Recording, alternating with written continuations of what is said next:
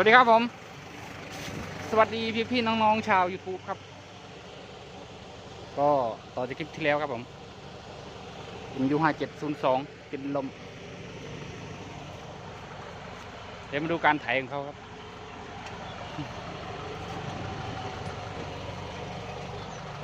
โดยอาจารย์โบ๊ท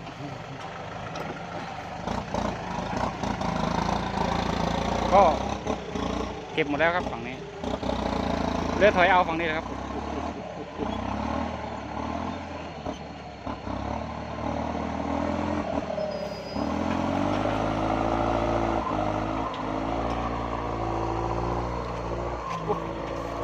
กระจึงเด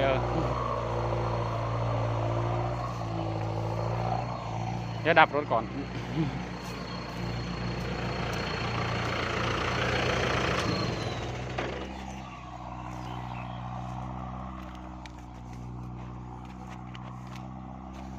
ตรงนี้เป็นนาลอกครับเสียต้นมาลอกครับผมรถเกี่ยวก็เกี่ยวได้บ้างไม่ได้บ้างครับเนี่ยครับมีรอยรถเกี่ยวเลยตรงนี้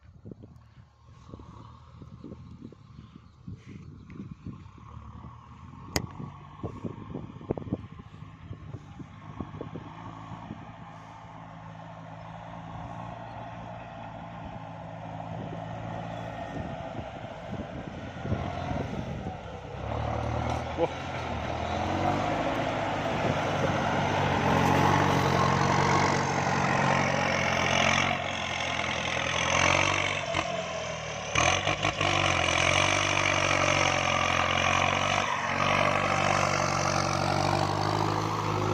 ให้1 ไฮครับผม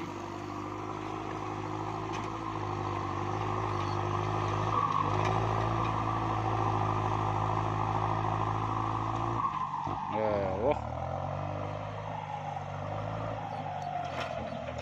อากาศร้อนมากครับ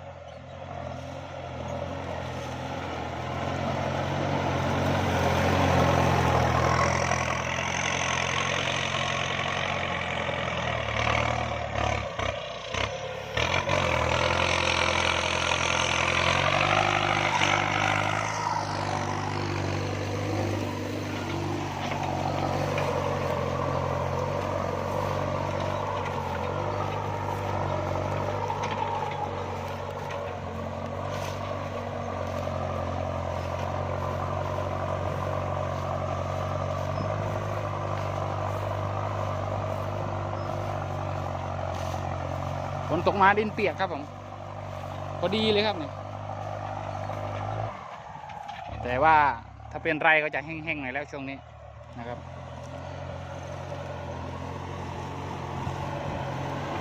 ทานานี่กำลังพอดีไถครับ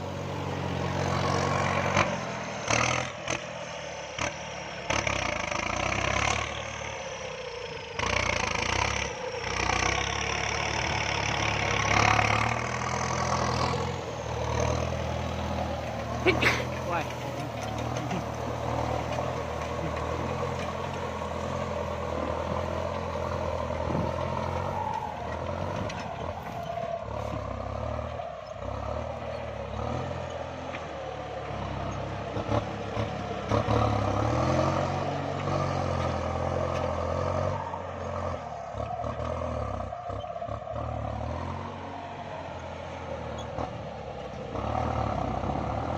ติดอยู่คนเดียว1 ชั่วโมงแล้วครับ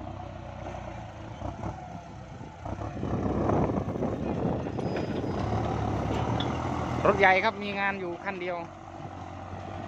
รถเล็กไถไม่ได้แล้วครับเพราะว่าไม่ค่อยถ้าไม่ได้เผาโดยนี่ไถไม่ได้เจ้าของนาพูดง่ายๆก็เจ้าของนาไม่ชอบรถเล็กนะครับชอบรถใหญ่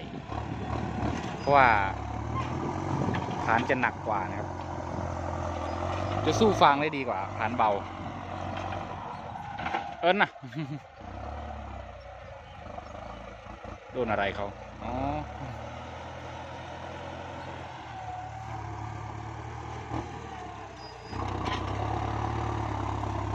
โอ้ควัน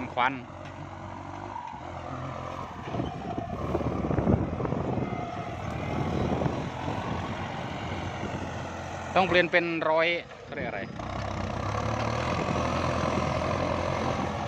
บทบอกว่าต้องเปลี่ยนเป็น107 แรงม้าครับ107 แรงม้าแบบไหนเนี่ย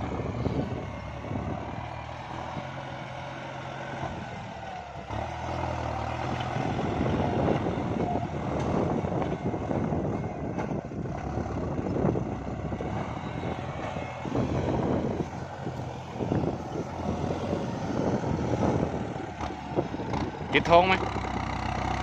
ติดธงไหมไม่ติดครับโอ้โห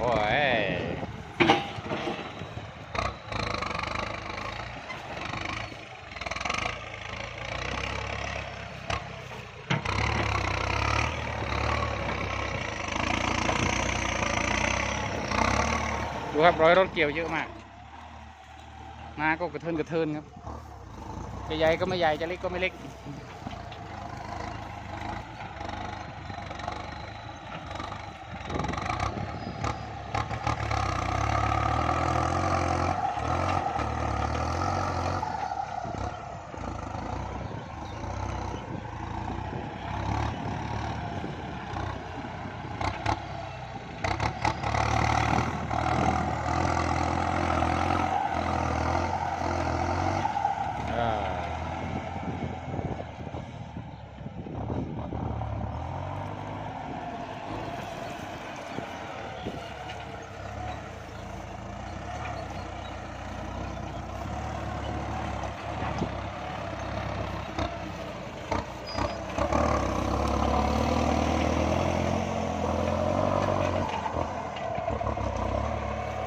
รถใหญ่นั้นนิ่งอยู่แล้วครับรอยรถเกี่ยวเยอะก็ไม่ลำบากเหมือนคันเล็กๆครับนี่แหละครับก็ได้เปรียบของรถใหญ่กับรถเล็ก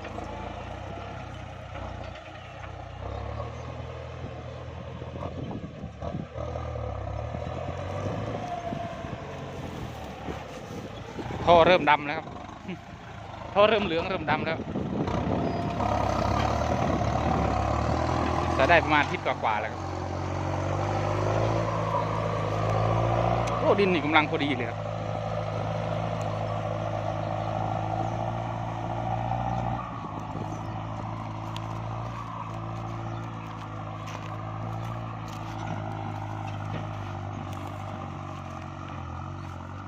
เอานะ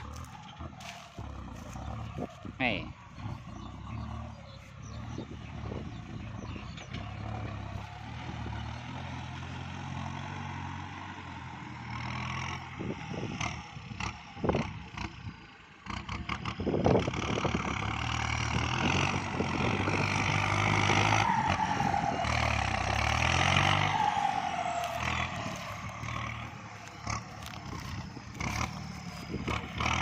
มีหลายท่านถามนะครับว่า57นี่กินน้ำมันไหมกินครับผมกินน้ำมันมากกว่า50ไหมกินมากกว่าแต่ว่างานก็ออกมามากกว่าครับ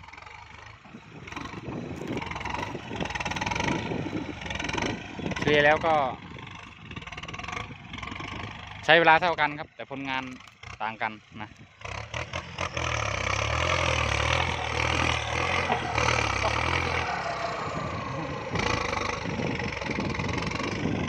รอยรถเกี่ยวเยอะครับกระโดดเป็นกบเลย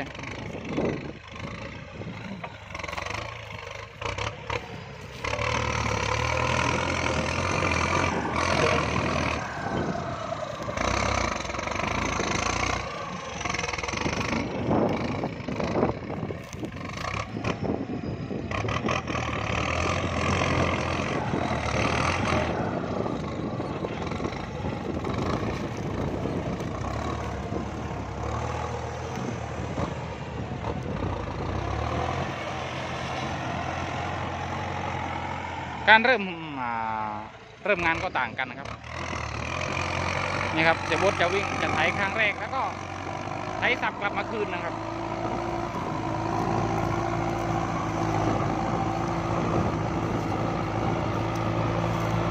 เพื่อไม่ให้ตรงกลางนี่สูงนะ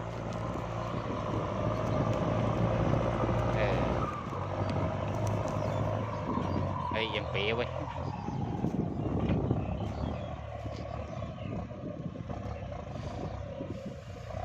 ไร่ละ250ครับผม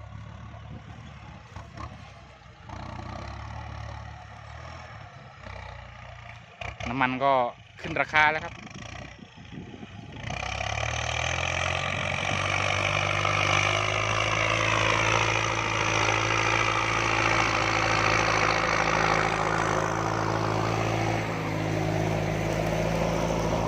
เหรียญละ27 บาทครับผมโอ้ที่ไทยไหมศาสตร์ปานน้ำสงกรานต์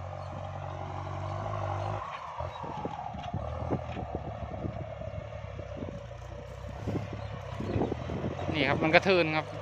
ถอยเอาดีกว่าครับ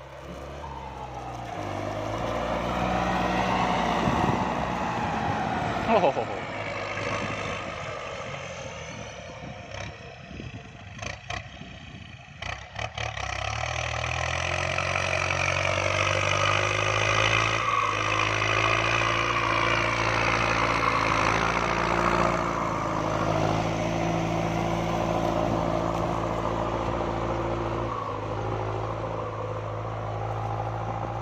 โอ้ตรงดิ่งเลยครับ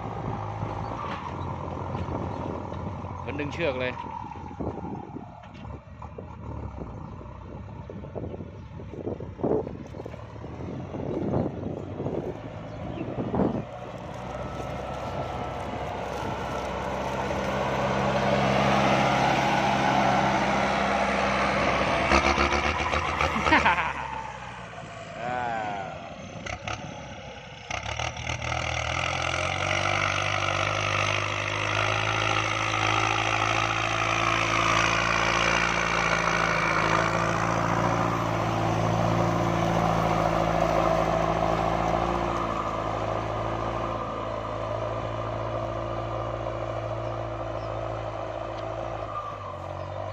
ดูล้อหน้าดูข้างหน้าครับช่วงหน้าเพลินๆนี่เหมือน M7 เลยครับ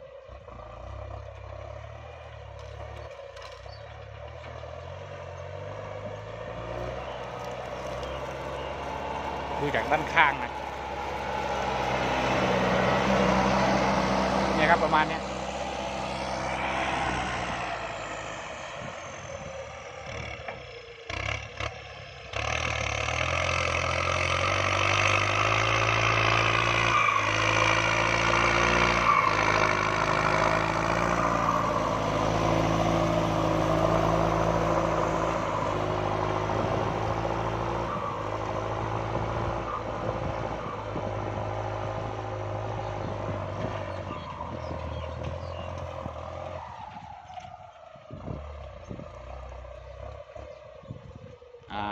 โอเค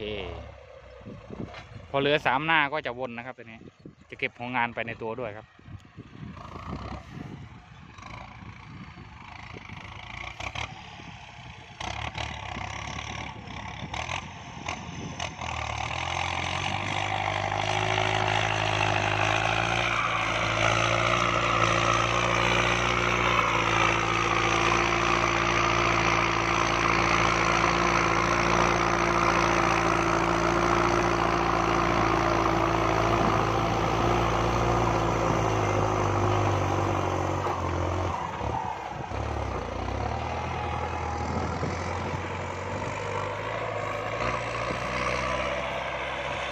โอเคครับคลิปนี้ก็บ๊ายบายแค่นี้แล้วกันนะครับขอบคุณครับสำหรับการติดตามรับชมครับโอ้เจอกันคลิปหน้าครับสวัสดีครับ